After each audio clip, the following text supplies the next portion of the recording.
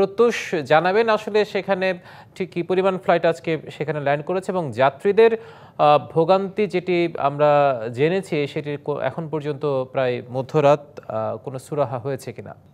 শাহজালাল বিমানবন্দরের যে আগুনের উত্তাপ সেটি কিন্তু সিলেটে এসেও এর কিছুটা প্রভাব পড়েছে, যে কারণে আসলে সিলেটে বেশ কিছু শিডিউলে ঘাটতি হয়েছে এবং ঘাটতি অনেকগুলো বিমান আসলে সময় মতো ছেড়ে যায়নি বা পরে ছেড়ে গেছে বা জরুরি অবতরণ করতে হয়েছে।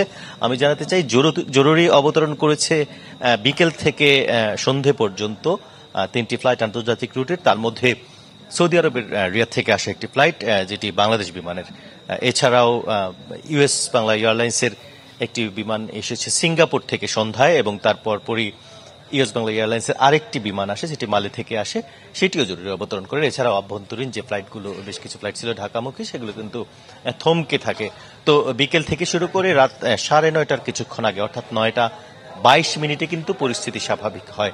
তার আগে যাত্রীদের মধ্যে যারা আসলে প্রত্যাশিত যাত্রী ছিলেন তাদের মধ্যে কিছুটা উৎকণ্ঠা ছিল, তাদের স্বজনরা এখানে ভিড় করেছিলেন। আসলে তারা বেশ কয়েক ঘন্টা সময়ের জন্য একটা অনিশ্চয়তার মধ্যে তারা কিন্তু পড়েছিলেন, যদিও ভাগ্যক্রমে পরবর্তীতে পরিস্থিতি স্বাভাবিক হতে শুরু করে এবং এখন বলা যায় আসলে এখানে যাত্রী নেই বললেই চলে। এখন আসলে শেষের আয়োজন চলছে, অর্থাৎ আজকের দিনের যে একটা ধকল, তো সবকিছু মিলে এখন যাত্রীরা নেই, পরিচ্ছন্নতার কাজ চলছে এবং এখন প্রায় মধ্যরাত এবং সিলেট মূল শহর থেকে কিন্তু বিমানবন্দরটা অনেক দূরে। যাত্রী যারা আছে তাদের পরিবহন ব্যবস্থাটা মানে এয়ারলাইন্স কোম্পানিগুলোর পক্ষ থেকে কিভাবে করা হয়েছে বা এই বিষয়ে আপনার কোনো কথা হয়েছে কিনা বা জানতে পেরেছেন কিনা?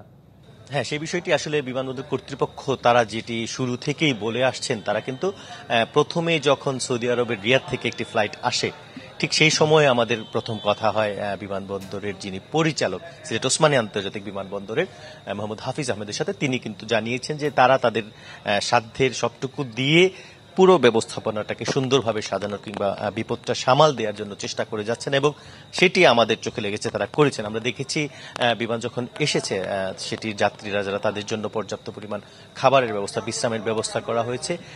এছাড়া যাদের একটু সময় লেগেছে তারা হয়তো নিজস্ব পরিবহনে এসেছেন। আমরা কিছুক্ষণ আগেও দেখেছি এখানে বেশ কিছু যানবাহন ছিল, আশেপাশে সিএনজি স্ট্যান্ড রয়েছে কিংবা লাইট স্ট্যান্ড, সেগুলো থেকেও যানবাহন রয়েছে এবং আশেপাশে যে হোটেল সেখান থেকেও আসলে মানুষজন প্রস্তুত রাখা হয়েছিল। আবাসিক হোটেল কিংবা এখানে একটি 5 তারকা হোটেল রয়েছে ঠিক বিমানবন্দরের পাশেই। তো সবকিছু মিলে তাদের যারা বেশি দূর থেকে এসেছেন তাদের জন্য কিন্তু একটা ব্যবস্থা রাখা ছিল। তবে যদিও বেশিরভাগ যাত্রী আমরা দেখেছি তারা কিন্তু নিজ নিজ উদ্যোগে কিংবা বিমানবন্দর কর্তৃপক্ষের এখানকার এয়ারপোর্ট তাদের সহায়তা কর্তৃপক্ষের মানে ব্যবস্থাপনাটা সঠিক ছিল নিশ্চয়ই, যার কারণে যাত্রীদের এত ভোগান্তি পোহাতে হয়নি শুধু ফ্লাইট ডিলে ছাড়া। আপনাকে ধন্যবাদ প্রত্যুষ আমাদের সাথে যুক্ত হওয়ার জন্য।